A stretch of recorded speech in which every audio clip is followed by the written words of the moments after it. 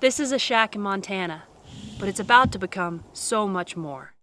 In the late 1800s, Montana was a wild place. Settlers had almost no luxury. A house was a prized possession, if you could keep and protect it. The homestead we stand before is steeped in history, yet shrouded in mystery. We have no original photographs, no records of its builders. 150 years of cattle rubbing against it and winds pushing on it are taking their toll. I give it a few more years before the roof falls in and the farmland starts to reclaim it. What if it could be saved? Or at least the idea and the record of it could be saved. From felling trees to milling lumber, from reconstructing walls to replacing the roof and missing windows. We are dedicated to bring this house back to life. Montana ranch land is about to have a piece of its earliest settlement history saved. Join us, a team of enthusiastic amateurs with ties to this area of Montana, as we negotiate the challenge. We strive to honor the past and keep its spirit alive for future generations. I'm Robbie. I'm Jesse. And I'm Clayton, and this is the 1889 Project. Well, it's about 50 degrees here in Montana in December. We've had a Chinook come through, so it's actually pretty darn warm. And we are out here at Uncle Dan's cabin, and we're gonna see what kind of trouble we can get into. But we're burning daylight, so let's go. Burning daylight.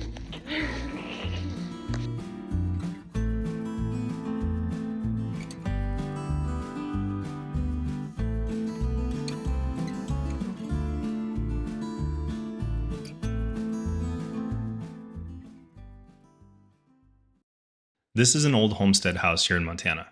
It is very old. Folklore goes that 5 generations back, the son of a widow who married into the family took up residence there for a time. That's where the name Uncle Dan's Cabin comes from. And that's what it's still called today. But beyond that, we don't know much. Robbie is a 5th generation farmer, and it is no secret that old family ranches have endless amounts of work to be done. There's firewood to be cut, animals to be moved, crops to be harvested, and there are a ton of old buildings from the past that need to be repaired. That's where Uncle Dan's comes in. We want to rebuild it. This ranch dates back to the late 1800s, which is plenty early in the history of Montana. It has lots of falling-in buildings, like most ranches have in the West. Old barns, homestead cabins, blacksmithing shops, cattle shelters, and even original log structures. Robbie burned down about half of them in his high school days. I've been friends with the Jacksons for most of my life and was there for several of those fires. Robbie's wife Jessie gives him some justifiable grief about missing those buildings on the ranch.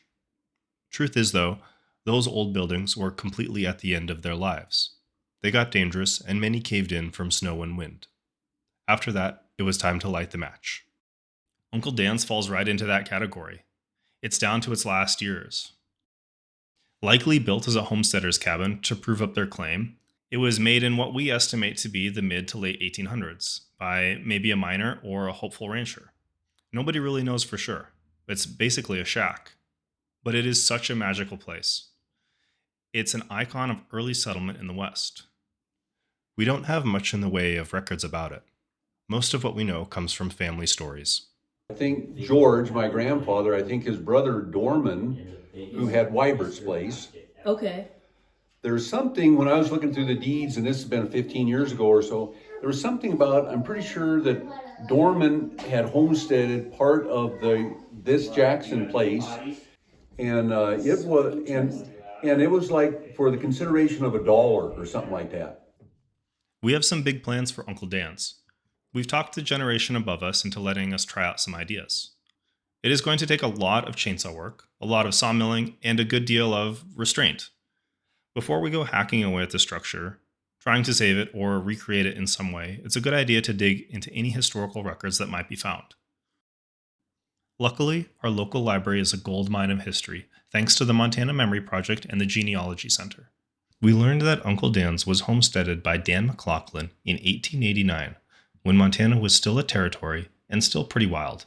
Jenny Barger married a Dan McLaughlin, who homesteaded a piece of property about 7 miles east of Lewistown, up on the divide, and homesteaded it on the deed it says 1889. From then to 1905, we're not really sure what transpired, but my great-grandfather George bought the ranch in 1905, and ever since then it's been known as Uncle Dan's. And what I've always known it to be used for was a granary, so they took out a lot of the inside structure and put plywood up so it could hold grain. And my dad remembers into the 80s it was still being used as a granary.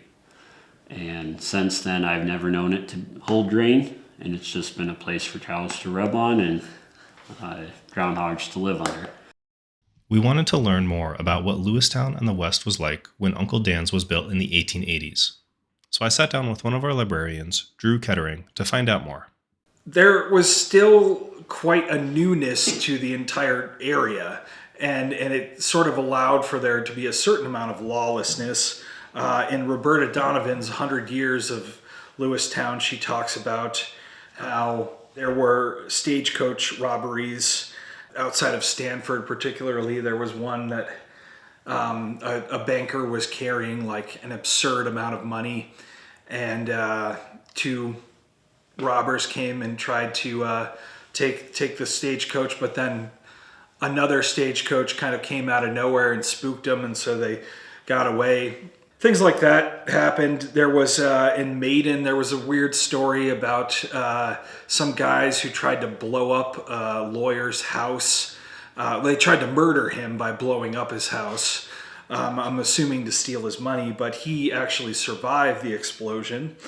And then in Roberta Donovan's book, she talks a lot about this particular lady, Lula Judd, and her recollections of Lewistown in the area. And she talks about, seeing Matee, seeing the red wheeled carts, and seeing, just all sorts of different people coming through, because at that point Lewistown was very much a sort of stop in between here and other places. So it was very much a place where a lot of travelers would come. Crossroads, if you would say. She even recalls a lady that she claims was the original Calamity Jane, who was a sort of horse freighter. She would take lumber from one place and take it to Fort McGinnis, particularly to help build that fort. So there's a lot of strange, interesting kind of characters around in that era. And in the summer of 1889 particularly, it has been documented that the artist Charles Russell was in Lewistown. So that's kind of an interesting tidbit of trivia. So he was hanging out, working on paintings. There is a painting of his in the Montana Bank here that apparently he worked on, but I think that was a bit later.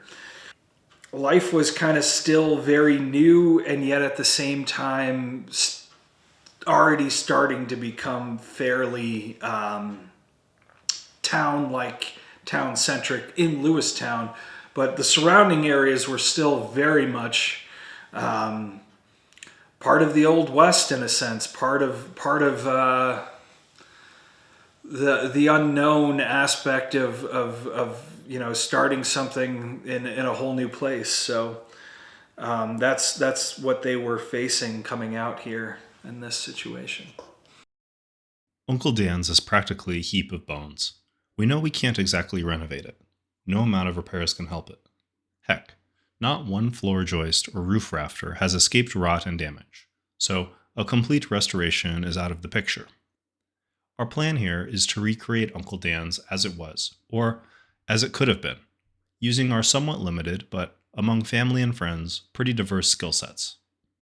We'll salvage whatever we can from the original structure and set it aside. At the end of the day, we want this to be a pretty special place. And we want to be realistic too. Some folks might be watching and saying, "You can save that. Why don't you put on a new roof, add some supports, and paint it?" Well, let's take a look at why that's not so easy. Well, it's nailed in the middle here and here, but they're not. They're just nailing 2 and 2.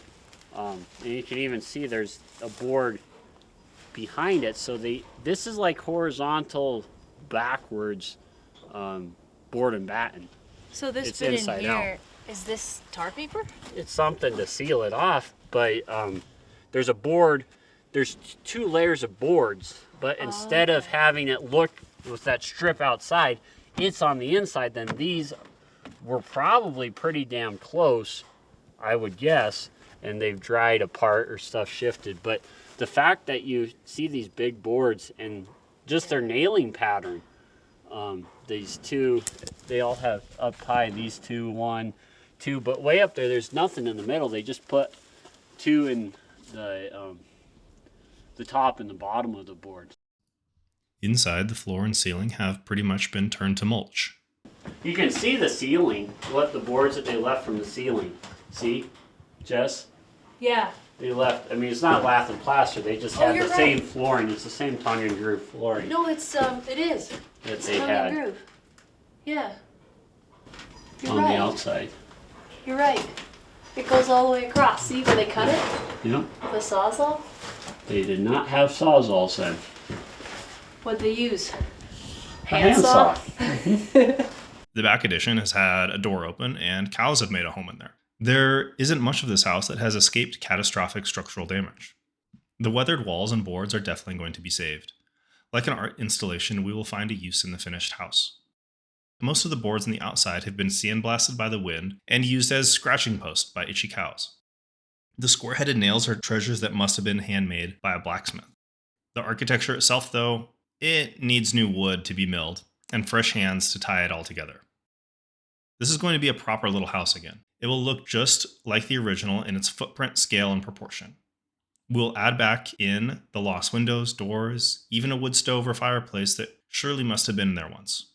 The plan is to make this homestead what it once was, maybe even a little better. A house for people to enjoy from within and to be charmed by from afar.